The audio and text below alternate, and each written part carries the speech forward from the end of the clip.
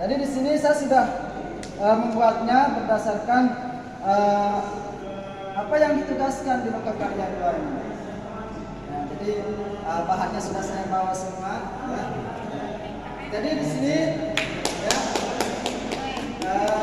saya mencoba untuk mencari tahu hal-hal apa yang sesuai dengan perintah di PowerPoint tadi mengenai ambil pelajaran. Di sini ambil pelajaran yaitu apa pembelajaran dari pelaksanaan proses belajar dan mengajar di sekolah selama ini. Seperti itu. Jadi di sini kita diminta untuk memberikan pertanyaan kepada murid, guru dan orang tua. Nah, seperti apa pembelajaran dari proses pelaksanaan pembelajaran dan mengajar di sekolah selama ini. Jadi pertanyaan pemandu yang saya gunakan di sini sesuai dengan yang ditugaskan. Yang pertama di sini, menurut kamu yang paling menyenangkan dalam proses belajar di sekolah selama ini pertanyaan untuk siswa. Dan jawaban beliau dari siswa ini beragam sekali Bapak Ibu Guru. Dan juga Pak Pengawas dan Bapak Kepala Sekolah. Ya. Salah satunya di sini jawaban yang diberikan oleh siswa itu yang paling menyenangkan dari proses belajar di sekolah yaitu apabila guru menggunakan media belajar yang menarik karena lebih cepat dipahami dan dimengerti kalau menggunakan media belajar. Itu pertanyaan, itu jawaban polos dari mereka. Oh ternyata dari saya harus tidak. Nah dari saya ini seolah-olah diberi warning bahwa mengajar itu harus menggunakan media, menggunakan media yang konkret yang bisa cepat dipahami oleh siswa ketika dalam menyampaikan materi atau tujuan yang akan kita berikan. Dan yang kedua di sini pertanyaannya, apakah kamu senang dengan cara mengajar guru di sekolah dan sebutkan alasannya. Begitupun jawaban siswa beragam. Ada yang menjawab senang dan ada yang menjawab tidak senang. Yang menjawab senang ini alasannya karena gurunya menarik. Ini jawaban polos siswa ya. Gurunya menarik, guru mengajar sambil bermain sehingga proses mengajar tidak terlalu tegang. Ini jawaban dari siswa. Dan yang kedua yang tidak menarik itu, guru apabila mengajar selalu memberikan catatan dan selalu memberikan tugas yang banyak. Nah seperti itu jawaban polos siswa. Ya, jadi bukan dibuat-buat, Bapak Ibu Guru. Nah yang ketiga di sini, apakah kamu kesulitan dalam belajar di kelas? Apakah kamu menjelaskan? Nah jawaban siswa ini di sini ada yang menjawab sedikit kesulitan Pak, karena guru mengajar hanya memberikan tulisan dan jarang sekali memberikan penjelasan ataupun praktik. Nah mungkin ini ya warning juga bagi saya sendiri bahwa di dalam mengajar tidak hanya terus-menerus memberikan catatan dan penjelasan, tetapi harus disertai dengan praktik nyata seperti itu. Dan di sini pertanyaan yang terakhir, bagaimana cara orang tua apakah membantu kamu dalam belajar? Nah di sini juga siswa menjawab karena ada yang menjawab sangat membantu. Karena apabila saya merasa kesulitan dalam belajar, maka mereka selalu senantiasa melengkapi fasilitas agar saya bisa selalu mengajar. Di satu sisi jawaban siswa juga mengatakan jarang membantu Pak, karena orang tua saya sibuk di ladang. Karena di tempat saya mengajar itu yang biasa kita suruh mandi, notabene-nya orang tua siswa ini kebanyakan menjadi seorang petani dan nelayan, sehingga banyak yang kurang perhatian terhadap peserta didik kita ini. Betul yang dikatakan oleh Pak Mustamin tadi dan Bu Nisa tadi bahwa di Soromandi itu seperti musiman. Ketika musim panen dan musim tanam itu anak-anak ini hampir iya bisa dihitung jari Bapak Ibu Guru. Ini mungkin yang menjadi tantangan kami di sana, karena memang di arah sana itu daerah yang pinggiran yang jauh dari pusat perkotaan, dan juga notabene-nya orang tua siswa berasal dari masyarakat yang menengah ke bawah dan juga tidak memiliki pendidikan yang tidak tinggi ya, sehingga itu yang membuat orang tua siswa ini acuh kepada anak-anaknya. Dan ini juga yang membuat siswa menjadi semaunya untuk datang ke sekolah karena tidak ada perhatian, karena tidak ada kontrol yang begitu efektif yang diberikan oleh orang tuanya. Makanya dari kami di sana sebagai pendidik mencoba untuk melakukan pendekatan secara persuasif kepada orang tua, mencoba untuk mendatangkan orang tua ya kalau tidak bisa.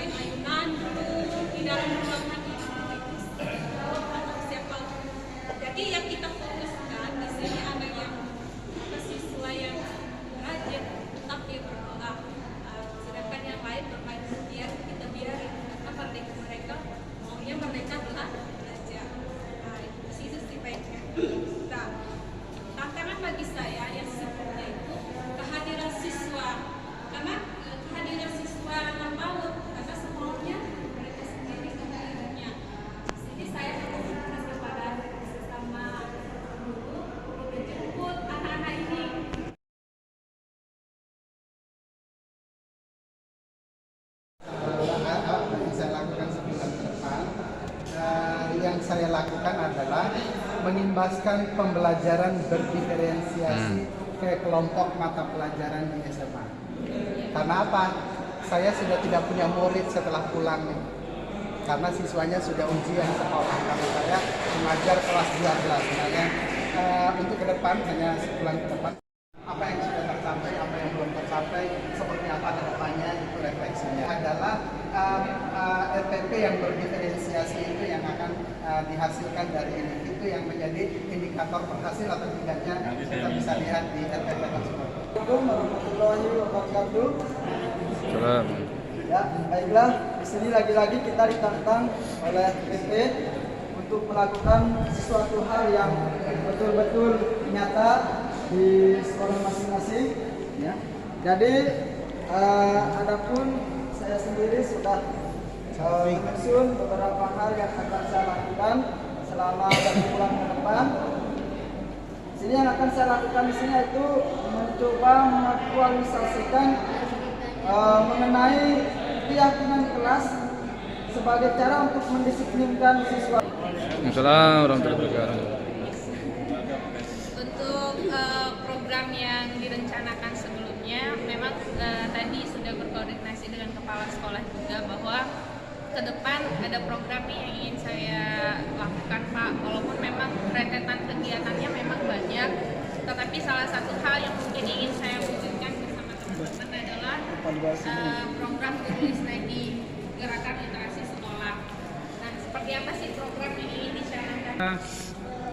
Rencana saya 1 bulan ke depan adalah sesuai dengan anjuran pemerintah membuat RPP 1 lembar. RPP. Jadi saya harapkan saya setiap minggu, 1 kali seminggu setiap hari 1 mengadakan diskusi atau KKG di. Pertama saya diberi peran menjadi pengajar guru kelas 6 sampai dengan hari ini. Bapak sekolah melanjutkan untuk memberikan demokrasi sebagai pendamping guru kelas. Iya. Jadi apa yang akan saya lakukan ke depan ini adalah mensukseskan program Sekolah Maraso.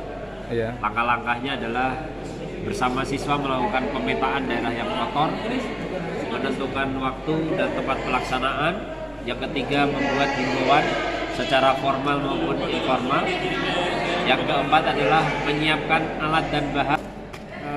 Terkait dengan program dalam waktu 1 bulan ini tentu banyak ya, tapi saya mengambil sesuai dengan porsi waktu yang diberikan. Saya ingin memaksimalkan fungsi saya sebagai supervisor di sekolah. Tentu saya akan melakukan program supervisi KPM yang terdiri dari perencanaan, pelaksanaan, dan evaluasi. Nah, di dalam perencanaan. Ya, Assalamualaikum warahmatullahi wabarakatuh. Waalaikumsalam warahmatullahi wabarakatuh.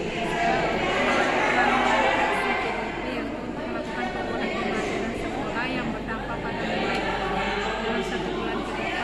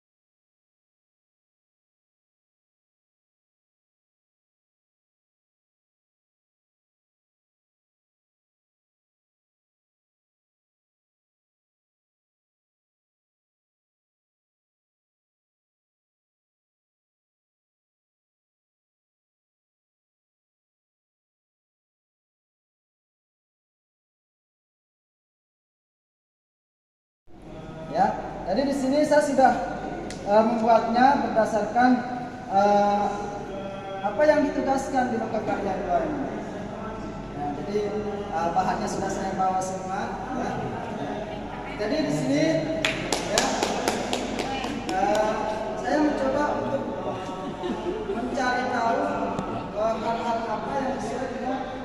adalah di PowerPoint tadi mengenai ambil pelajaran.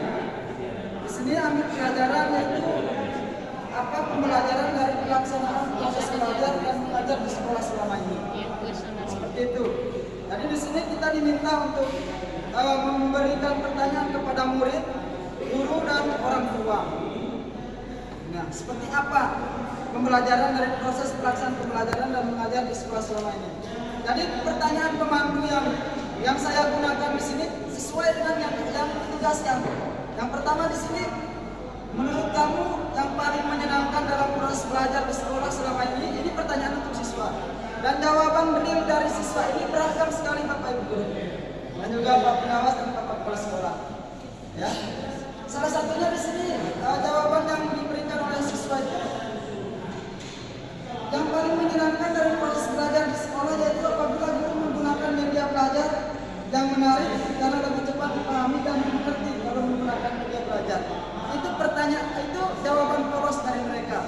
Oh ternyata dari saya harus tidak. Nah dari saya ini seolah-olah diberi warning bahwa mengajar itu harus menggunakan media, menggunakan media yang konkret yang bisa cepat dipahami oleh siswa ketika dalam menyampaikan materi atau tujuan yang akan kita berikan. Dan yang kedua di sini pertanyaannya, apakah kamu senang dengan cara mengajar guru di sekolah dan sebutkan alasannya. Begitupun jawaban siswa beragam. Ada yang menjawab senang dan ada yang menjawab tidak senang. Yang menjawab senang ini alasannya karena gurunya menarik. Ini jawaban polos siswa ya. Gurunya menarik, guru mengajar sambil bermain sehingga proses mengajar tidak terlalu tegang. Ini jawaban dari siswa. Dan yang kedua yang tidak menarik itu guru apabila mengajar selalu memberikan catatan dan selalu memberikan tugas yang banyak. Nah seperti itu jawaban polos siswa. Ya, jadi bukan dibuat-buat, Bapak Ibu guru. Nah yang ketiga di sini, apakah kamu kesulitan dalam belajar di kelas? Apakah kamu menjelaskan?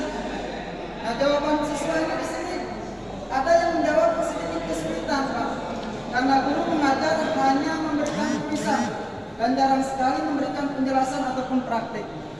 Nah mungkin ini ya warning juga bagi saya sendiri bahwa di dalam mengajar tidak hanya terus-menerus memberikan catatan dan penjelasan, tetapi harus disertai dengan praktik nyata seperti itu.